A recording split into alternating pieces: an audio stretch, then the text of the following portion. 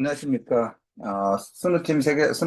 임용 스누팀에서 세계사 담당하고 있는 이종민입니다. 오늘은 우리 임용 세계사 수업에서 특히 서양사 부분에서 여러분들 전쟁사가 상당히 이제 부담스럽고 좀 힘든 부분이 좀 있죠. 그죠? 그래서 앞으로 유튜브에서 당분 앞부분에서는, 어, 페르시아 전쟁사를 비롯한 전쟁사를 좀 정리하도록 하겠습니다. 그 중에서 오늘은 첫 시간으로 페르시아 전쟁하고 펠로폰네소스 전쟁을 간단하게, 이 부분은 여러분들이 뭐 앞부분에서 워낙 또 잘하시는 분들도 있지만 또 초수로 시험 준비하시는 분들은 또 이 부분이 참 공부할 때는 좀 알겠는데 돌아서면 자꾸 까먹고, 그렇다고 이걸 계속 공부하기는 좀 그러니서 간단하게 우리 한 10분 정도 내외로 해서 이제 페르시아 전쟁하고 펠로폰네소스 전쟁을 정리하도록 하겠습니다. 자, 페르시아 전쟁은 기본적으로 페르시아와 그리스가 싸우는 전쟁이다. 이게 뭐 가장 중요한 거죠. 뭐 연도는 굳이 신경 쓰지 마시고 그냥 BC 5세기경에 있었다 정도로만 기억을 해주시면 되고, 그래서 펠로폰네소 전쟁이 여기 지금 보시는 것처럼 BC 492년부터 479년까지 일어난 전쟁이고요. 이로부터 한 40년, 한 50년쯤 지나서 펠로폰네소스 전쟁이 발생한다. 그 정도만 이제 일단 시기적으로는 그렇게 선후 관계만 좀 구분해 주시면 됩니다. 전쟁의 근본적 배경은, 가장 큰 배경은 이제 페르시아가, 예, 리디아를 정복하고, 이 중요하죠. 리디아를 정복하고, 리디아가 어디 있었던 곳이죠? 요쪽에 있었던, 여기에 리디아가 있었던 거죠. 여기 있었던 리디아를 저 밑에 있었던 아케네에서 페르시아 올라와서 여기를 이제 점령하게 된 거죠. 정복하면서 어디에 영향을 주게 된다? 여기 있는 이오니아 지방에 영향을 주게 되고, 이오니아 지방에 있는 그리스 식민 도시들에 영향을 주고, 그 대표적인 도시들 중에 하나가 여러분들 잘 알고 있는 밀레토스죠. 밀레토스. 이 밀레토스의 3주인 아리스타고라스라는 사람이 이제 페르시아 지배에 반발해서 반란을 일으켰고, 이 반란을 일으키고 나서는 그리스의 도움을 요청했죠. 다른 그리스 도시들은 뭐 그렇게 적극적으로 반응하지 않았는데 아테네가 이제 이걸 도와주러 오게 되죠. 왔는데 벌써 뭐 전쟁은 이제 밀레토스의 참패로 끝났고, 이렇게 되자 페르시아 입장에서는 요거 좀 미리 좀 사전 정비 작업을 좀 해야 되겠다 이거죠. 가만히 놔두면 얘들이 나를 건드리겠다. 차라리 먼저 가서 지배하여서 없애는 게 더 낫겠다 이렇게 생각한 거죠.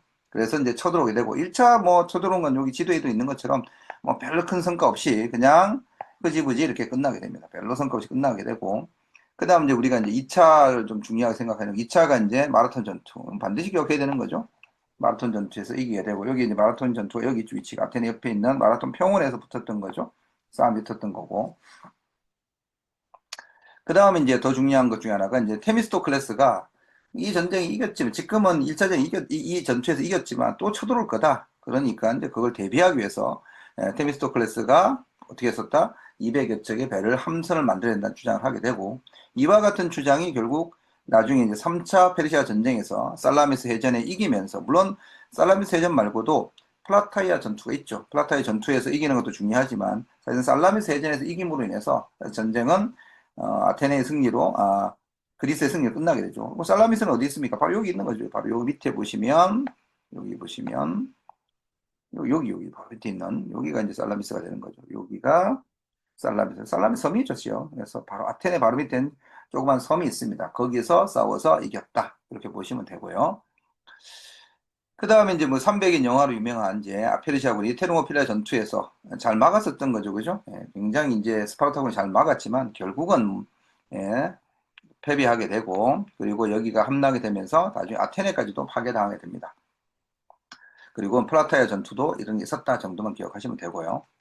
그 다음 사실 이 전투 진행보다 더 중요한 건 결과죠. 이 결과가 제일 중요한 겁니다. 결과. 첫 번째는 아테네가 승리한 이후 아테네 제국주의화가 나타나는 거고, 그렇게 되는 가장 중요한 배경 중 하나는 바로 이제 델로스 동맹이죠. 델로스 동맹. 다시 이제 페르시아 쳐들어올 걸 대비해서 델로스 동맹의 델로스 섬에 금고를 만들고, 거기에서 이제 비용을 이제 전쟁을 준비하기 위한 자금이 있었는데, 그걸 결국 나중에 아테네로 옮기면서 그리고 자기 사적으로 사용하게 되는 거죠. 그러면서 제국주의가 나타나는 거, 이게 중요하고, 두 번째는 이제 여기 수군 중에서도 노군이라고 하죠. 노 젓는 사람들이 힘이 세져서 이게 이후에 이제 페르스클레스 시대의 민주정치에 굉장히 중요한 영향을 미칩니다. 우리가 이제 시험에도 자주 나오고 물어보는 주제 중에 하나가 솔로네 개혁의 배경, 그리스 아테네 민정치의 발전 과정에서 솔로네 개혁의 배경은 뭐죠? BC 7세기, 8세기 이후에 상공의 발달, 상업적 농업의 발달, 이로 인한 부유한 농민과 부유한 시민들의 성장, 그리고 이들이 이제 중장 보병이 되면서 전쟁에서 큰 역할을 하면서 이들의 발언권이 높아지는 거. 이 과정에서 이제 솔론에게 개혁을 압박하고 솔론은 이 과정에서 그 금권 정치하고 채무의 금지를 하게 되는 거죠. 그렇게 해서 이제 아테네 민정치 발전하는데 이 전기 이제 민정치 발전 과정이 그렇다면 후기의 민주정치 발전 과정에서 페리클레스 민정치 발전은 하층민들, 테레스라고 하는 하층민들의 이제 영향이 커지게 되고 그 하층민들이 바로 페르시아 전쟁에서 수병으로 활용한 것이 굉장히 큰 중요한 배경이 되고 그래서 이들에게 수당제와 공직에 대한 추첨제, 수당제 지급하면서 이들이 적극적으로 정치에 참여하면서 아테네 민정치가 사주 성장하게 된 전성기를 이루게 된 배경이죠. 이 외에도 자, 노예제가 확산되는 거, 그리고 이제 그리스 고전의 황금시대 열리는 것도 중요하지만 가장 중요한 건 두 가지죠. 데로스 동맹의 결성과 이것을 기반으로 한 아테네 제국주의화, 그리고 수병, 노군들의 그 힘이 세지면서 페르클레스의 민정치가 발전하게 된다. 이렇게 두 가지만 정확하게 잘 기억해 주시면 됩니다. 그리고 이 지도에서 보시면 이제 살라미스의 전, 그다음 마라톤 전투, 테르모필레 전투 여기 나와 있죠. 그 다음 페르시아 전쟁이 좀 상대적으로 좀 간단하다면 좀 복잡한 전쟁은 어디죠? 펠로폰네소 전쟁이죠. 펠로폰네소 전쟁은 기본적으로 아테네와 스파르타, 델로스 동맹으로 대표되는 아테네와 펠로폰네소스 동맹으로 대표되는 스파르타 사이의 전쟁이라는데 근본적 원인은 이제 두 국가의 갈등인 거죠. 기존의 강대국이었던 스파르타가 실은 강대국이었던 아테네의 성장에 대해서 이제 견제를 하는 것이고 이런 관점을 가장 잘 보여주는 것이 투키데스가 쓴 역사, 다른 말로 우리가 펠로폰네소 전쟁사를 번역하는 그 책이죠. 그 책은 이제 그렇게 보이는데 뭐 꼭 그게 다 전부는 아니죠. 자, 이제 배경을 좀 보시면 여기 좀 되게 중요합니다. 아테네가 코린트 및 코린트의 지역으로 진출하면서 장악하고 서부 지쪽에 진출을 시도한다. 이게 이제 지도를 좀 봐야 될 필요가 있는 게 지도를 이렇게 보시면 아테네가 여기 있는데 아테네가 여기 있죠. 그죠? 아테네가 여기 있는데 여기가 코린트죠. 여기 코린트죠. 요렇게 진출하려고 하는 거죠. 요렇게 진출하면서 요 코린트만을 통해서 서부 지쪽에 진출하려 했던 거. 여기에 이제 당연히 이제 코린토스가 이제 반발하게 되고 당연히 스파르타도 반발하고 스파르타도 위험하니까 반발하죠. 그러면서 이제 전투가 벌어집니다. 이 전투가 벌어졌는데 이 전투는 이제 뭐 양쪽에 특별한 승리 없이 끝나게 되고요. 한 6년 정도 했죠. 그죠? 6년, 한 8년 정도 했죠. 하고 이제 30년간의 평화조약이라는 게 체결됩니다. 자, 이거 잘 봐두셔야 됩니다. 30년 평화조약. 자, 그래서 뭐 좀 잠잠한 것 같았는데 조금 있다가 이제 코린토스하고 코린토스의 식민도시에서 코르키라 사이에 이제 분쟁이 발생하는 거죠. 이 과정에서 아테네가 이제 코르키아를 지원하니까 코린토스는 이제 스파르타에게 도움을 요청하게 되고 그래서 스파르타가 펠로폰네소스 동맹을 동원해서 전쟁이 시작되는 거죠. 자, 처음에 시작은 이제 스파르타가 이제 아테네를 침공하면 전쟁이 시작됐으나 뭐 스파르타가 큰 뭐 성과가 있었다든가 뭐 아테네가 뭐 또 엄청나게 또 이겼다 이런 건 없죠. 여기 뭐 적지는 않았지만 여러분들 너무 잘 아시는 것처럼 당시 페리클레스가 이제 주민들을 장성 안으로 모아서 버티게 되는 거죠. 그렇다면 당시 스파르타의 군사력으로 장성 안으로 들어와서 이걸 뭐 어떻게 할 수 있는 건 아니니까 대신에 이제 사람들이 너무 좁은 데에 많이 모이니까 이제 전염병이 발생하게 되고 그 과정에서 결국 누구도 죽게 된다? 페리클레스도 죽으면서 이제 아테네가 약간의 위기가 있었으나 그러나 뭐 그렇다고 해서 크게 문제되지는 않습니다. 자, 그 이후에 이제 주전파였던 클레온이 전사를 하고요. 그러자 이제 상대적으로 주화파였던 니키아스라는 인물이 중심에서 니키아스 평화조약이 체결되게 됩니다. 요 니키아스 평화조약 같은 내용은 뭐 특별한 거 없습니다. 양쪽이 점령한 걸 돌려주고 이제 잘 지내자 이 정도였던 거죠.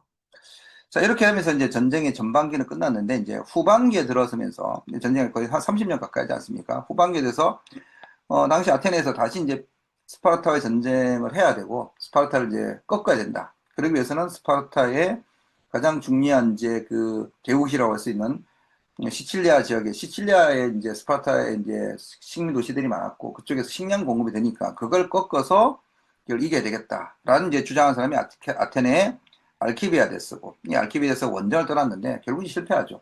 에피소드는 여러분 잘 아시는 것처럼 원정하기 전날 이제 헤르메스 신상에 대한 훼손 사건이 있었고 그것이 점점 여론이 악화되자 알키비아데스는 이제 소환을 당하게 되는데 소환이 되면 알키비아데스는 죽을 것 같으니까 본인이 소형당할 것 같으니까 스파르타로 도망을 가게 되고 그리고 스파르타에서 모든 정보를 다 알려주니까 스파르타가 이길 수밖에 없는 거죠. 그래서 사실은 알키비아스의 시칠리아 원정이 이제 실패하면서 사실 전쟁은 스파르타의 승리로 끝났다고 보시면 됩니다. 그 이후에 이제 스파르타가 페르시아의 지원을 받아서 해전에도 승리하고 이러면서 이제 전쟁이 끝나지만 사실은 알키비아스의 승리로 전쟁이 끝났다 해도 과언이 아닙니다.